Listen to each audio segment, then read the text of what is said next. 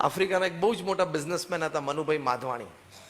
યુગાન્ડામાં 25,000 acre જગ્યા હતી એમની, 25,000 એકર્સ. હું 60s અને 70sની વાત કરું છું.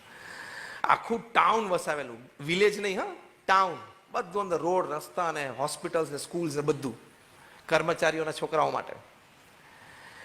એ પ્રમુખ સ્વામી મહારાજને આવીને કાયમ વાત કરતા કે સ્વામી તમે આવડી મોટી સંસ્થા ચલાવો છો ને આટલા વ્યક્તિઓની જવાબદારી છે તમારી, પણ તમારા ચહેરા ઉપરનું કાયમ શાંતપણું જોઉં છું, સ્થિરપણું જોઉં છું, કોઈ ઉદ્વેગ નહીં, કોઈ ટેન્શન નહીં, અને મને આમ રાત દિવસ ટેન્શન રહ્યા કરે છે ધંધાનું, રાત દિવસ મનમાં એમ રહ્યા કરે શું થશે શું થશે શું થશે. ત્યારે પ્રમુખ સ્વામી મહારાજે બહુ જ સરસ જવાબ આપ્યો. પ્રમુખ સ્વામી મહારાજે કહ્યું કે મહેનત સવારથી ઉઠીને આપણા વ્યવસાયમાં આપણી બુદ્ધિ શક્તિ આવડત પ્રમાણે કરી લેવાની, પણ સાંજ પડે ભગવાનને પ્રાર્થના કરી દેવાની કે મને તમે જે બુદ્ધિ શક્તિ આવડત આપેલી એ પ્રમાણે મેં કામ કરી લીધું, હવે જે ફળ આપવું હોય એ તમે આપો, મને માન્ય છે. આ પ્રેક્ટિકલ શ્રદ્ધાની વાત કરું છું. ટેન્શન ક્યાં આવે છે જોજો, બધા મારી સાથે હા પાડશો. ટેન્શન ક્યાં આવે છે? મેં આ નક્કી કરેલું, મેં આ પ્લાનિંગ કરેલું, મેં એક્ઝિક્યુટ કરેલું, મેં પરિણામ લાવવાનો હતો, એ પરિણામ કેમ ના આવ્યું? હા કે ના? ટેન્શન અહીંથી આવે છે.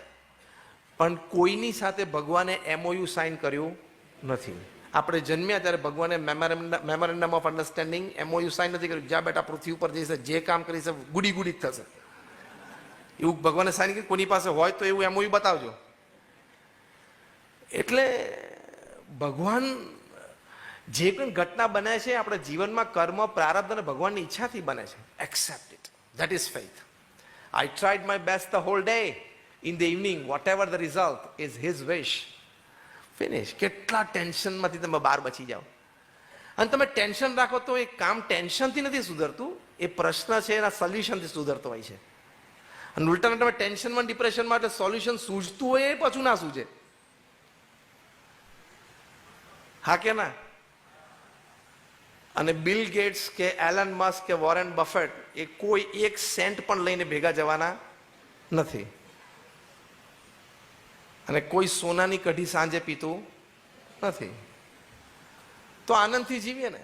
મારા ભાગ્યમાં, મારા નસીબમાં, મારા પુરુષાર્થમાં જે હતું એ મને મળ્યું, અને હજી વધારે મેળવવા માટે પુરુષાર્થ કરવો જોઈએ, મનુષ્યનું ગૌરવ છે, એની ના નથી.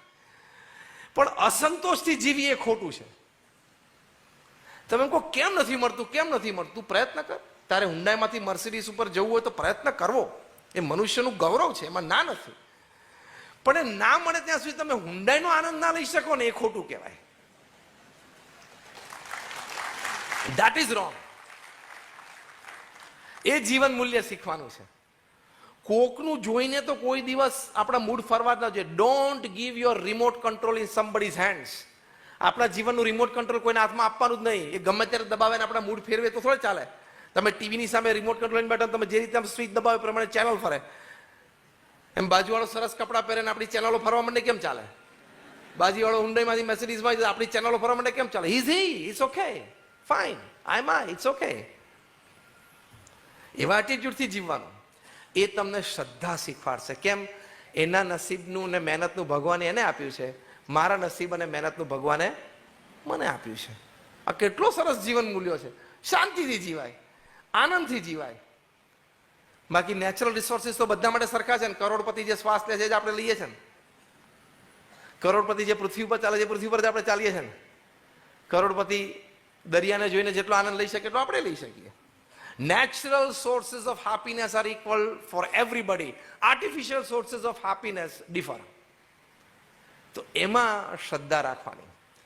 તો કોઈ મનુભાઈ માધવાણી પ્રમુખ સ્વામી મહારાજ પાસેથી આ શીખ્યા, વારે વારે એપ્લાય કર્યું, અને 2010ની સાલમાં પ્રમુખ સ્વામી મહારાજને મળ્યા મુંબઈમાં. ત્યારે એમણે કહ્યું કે સ્વામી, આ જીવન મૂલ્ય હું જીવનમાં શીખ્યો, હવે કોઈ જાતનું ટેન્શન રહેતું નથી, કે મેં મારો પુરુષાર્થ કરી લીધો, હવે જે પરિણામે ભગવાનની ઈચ્છા. એટલે આનંદ, આનંદ ને આનંદ રહે છે. એટલે બહુ જ મોટો જીવન મૂલ્ય છે. એટલે આપણે 3 જીવન મૂલ્ય અમૃત મંથનમાં શીખ્યા. પહેલી વાત છે વિચારોની સ્પષ્ટતા, વિચારોની સ્વચ્છતા, વિચારોની સમૃદ્ધતા અને વિચારોની સાત્વિકતા. બીજી વાત છે એ રાઇટિયસનેસ, નીતિમત્તા, પ્રામાણિકતા, ધર્મ. અને ત્રીજી વાત છે ભગવાન પ્રત્યેની શ્રદ્ધા અને કંઈક નાની મોટી સમાજ સેવા. તો આનાથી જીવનમાં ઘણો મોટો લાભ છે. આપ સૌ શ્રદ્ધાથી અહીંયા બેઠા અને આટલા સમયથી તમે સાંભળ્યા એ બદલ આપનો બધાનો ખૂબ ખૂબ આભાર છે કે આપ સર્વેના જીવનમાં આ મેં નવી વાત નથી કરી. આ બધા મૂલ્યો ઓછા બનતા હશે, બધાના જીવનમાં છે, પણ આવી વાતો વારે વારે સાંભળીને આ મૂલ્યો વધારે જીવનમાં દ્રઢ થતા હોય છે. આજે તમે વાત કરી કે સમય કોઈ પાસે નથી, યુવા પેઢીનો ટેસ્ટ બદલાઈ રહ્યો છે, માતા પિતા કે એ ગમતું નથી, આનો શું ઉપાય હોઈ શકે? એટલે જે આપણે વાત કરી કે તણાવ તો બધાને હોય, ડિપ્રેશન સ્ટ્રેસથી બધા પસાર થતા હોય. It is inevitable part of life. જીવનમાં કોઈ સ્ટ્રેસ અને ડિપ્રેશન અનુભવ ન કરે એવું કોઈ વ્યક્તિ જ નથી. કોઈ પણ સંજોગો બનતા હોય, પારિવારિક, વ્યક્તિગત, વ્યવહારિક, પણ એની વચ્ચે આજે જીવન મૂલ્યોની આપણે વાત કરી. એ જીવન મૂલ્યો છે એ આપણે ટકાવી રાખીએ તો એક બહુ જ સ્પષ્ટ વાત છે કે સંસાધનથી પ્રશ્નનું સમાધાન જેટલું છે એના કરતાં વધારે જીવન મૂલ્યોથી જીવનના પ્રશ્નોનું સમાધાન છે. જેમાં કચ્છ મિત્ર ન્યૂઝપેપર છે એ બહુ મૂલ્યનિષ્ઠ અને વ્યવસ્થિત રીતે બધા ન્યૂઝ અને સમાચારો નિત્ય તમારા સુધી પહોંચાડે છે. હકીકતો જે હોય છે એ વાત મને કેશુભાઈ પણ અમે સાથે બેઠા ત્યારે કરતા હતા અહીંયા, એટલે એની પરથી હું વાત કરું છું. તો આવી રીતે સત્યનિષ્ઠા, પ્રામાણિકતા, નીતિમત્તાથી એ જીવનના પ્રશ્નોનું સમાધાન મેળવી શકતો હોય છે. જે આપણે વાત કરી ટાઈમ મેનેજમેન્ટ, સ્ટ્રેસ અને તણાવની વાત તો કરી, પણ ટાઈમ મેનેજમેન્ટ. અમેરિકાના પ્રમુખ પાસે 24 કલાક છે, ભારતના પ્રધાનમંત્રી પાસે 24 કલાક છે, પ્રમુખ સ્વામી મહારાજ ને મહંત સ્વામી મહારાજ પાસે પણ અમે 24 કલાક જોઈએ, આપણી પાસે 24. God is not bias. એટલે કોઈ એવું નહીં વિચારવું ખરું 26 કલાક હોત તો સારું પડે ને, તો પાછું 28નો વિચાર આવે. એટલે ગોઠવાયેલું 24 એ બરોબર જ છે.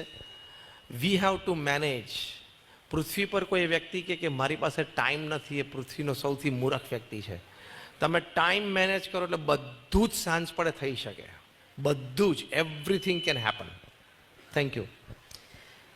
સ્વામીજી, એક આજની ગંભીર સમસ્યા છે એક સોશિયલ મીડિયાની. આપણે જય શ્રી રામ, જય સ્વામિનારાયણ કહીએ છીએ, પણ આજની યુવા પેઢી અને બીજો એક વર્ગ જય વોટ્સએપ એમાં માને છે. શું આનો ઉકેલ હોઈ શકે? સોશિયલ મીડિયા તો બહુ સારી વસ્તુ છે. પ્રમુખ સ્વામી મહારાજને ન્યુયોર્ક એરપોર્ટ ઉપર એક પત્રકારે પ્રશ્ન પૂછેલો કે ઇન્ટરનેટ, કમ્પ્યુટર અને આ બધા ઇલેક્ટ્રોનિક ગેજેટ્સ છે એ આશીર્વાદ છે કે શ્રાપ છે? પ્રમુખ સ્વામી મહારાજ ત્વરિત ઉત્તર આપેલો કે વિવેકપૂર્ણ ઉપયોગ કરે તો આશીર્વાદ છે, વિવેક ચૂકી જાય તો શ્રાપ છે. એટલે આ સોશિયલ મીડિયા, વોટ્સએપ બધાનો તમે વિવેકપૂર્ણ ઉપયોગ કરો તો એ બહુ જ સારી વાતો છે.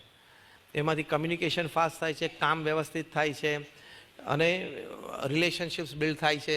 એટલે ઇટ ઇઝ વેરી યુઝફુલ. બધી ઇલેક્ટ્રોનિક ગેજેટ્સ અને બધું સિસ્ટમ ખૂબ ઉપયોગી છે આપણી માટે, પણ એનો વિવેકપૂર્ણ ઉપયોગ થવો જોઈએ. આપણે બધા લાલ બટનને અડીએ પછી બીજી વાર અડતા કલાક થઈ જાય છે, ખબર છે ને? લાલ બટન એટલે શું? યુટ્યુબને એકવાર અડે પછી બીજી વાર અડતા કલાક થઈ જાય છે, ખબર જ નથી પડતી. એટલે લાલ બટન અને લીલું બટન એટલે વોટ્સએપ, આ બે બટનમાં તો આપણા જીવનનો બધો સમય ખાઈ જવાની શક્તિ છે. તમારે વિવેક વાપરવો પડે. હા, આ બે બટન છે ને જિંદગીને 80 વર્ષ ખાઈ જાય એવા છે. તમારે ક્યારે સ્ટોપ થવું એ નક્કી કરવું પડે ડિસિપ્લિનમાં, કે આની આગળ જવાય જ નહીં. LSC ક્રોસ કરે એટલે શું થાય? સામેથી ફાયર આવે જ, અને LOC ક્રોસ કરે તો વધારે આવે. લાઇન ઓફ કંટ્રોલ ક્રોસ કરો એટલે દુશ્મનની ફાયર ચાલુ થઈ જાય. એમ લાલ બટન ને લીલા બટનમાં તમે લાઇન ઓફ કંટ્રોલ ચૂકો એટલે ફાયર ચાલુ થઈ જાય, મગજ બગડવાનું ચાલુ થઈ જાય.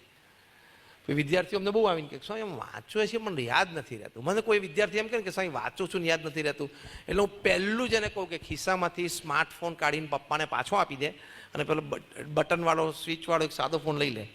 તું વાત કરી શકે પપ્પા મમ્મી સાથે, ટ્યુશન પર ગયો હોય, સ્કૂલ પર ગયો હોય, મેસેજ કરી શકે, દેટ્સ ઇનફ. સ્કૂલમાં ભણતા છોકરાઓને તમારે સ્માર્ટફોન અને નેટ ઓન ફોન આપવાની જરૂર જ નથી. They don't need it. આઈફોનના માલિક સ્ટીવ જોબ્સ, એનું જીવનચરિત્ર છે, જીવનચરિત્રનું નામ જ સ્ટીવ જોબ્સ છે. એમને પોતાના જીવનચરિત્રમાં લખ્યું છે કે મારી દીકરી 13 વર્ષની હતી, મારો દીકરો 12 વર્ષનો હતો. એ લોકો સમજના 18 વર્ષ ના થયા ત્યાં સુધી મેં હાથમાં આઈફોન નથી આપ્યો. આઈફોનનો માલિક બોલે છે આ. અને તમે તમારા સંતાનોને 8મો, 10મો, 12મો જન્મદિવસ હતો કે આઈફોન આપો ને એમાં ક્રેડિટ લો કે I gave my son an iPhone on his 13th birthday. તુંય મૂરખ ને, એ તો છે જ. એટલે વિવેકપૂર્ણ ઉપયોગ કરો તો આ ખૂબ ઉપયોગી છે. વિવેક ચૂકી જાઓ તો ઇટ ઇઝ અ ડિઝાસ્ટર.